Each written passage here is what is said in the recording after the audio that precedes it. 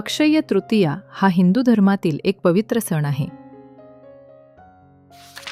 हा सण वैशाख महिन्यातील शुक्ल पक्षातील तृतीया दिवशी साजरा केला जातो.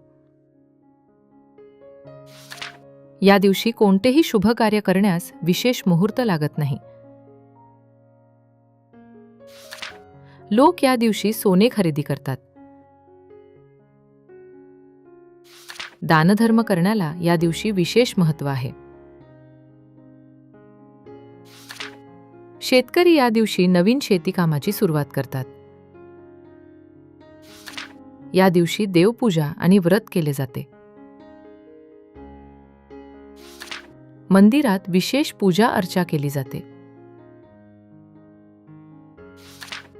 अक्षय्य तृतीया हा समृद्धी आणि आनंदाचा सण आहे. हा सण आपल्याला सत्कर्म करण्याची प्रेरणा देतो.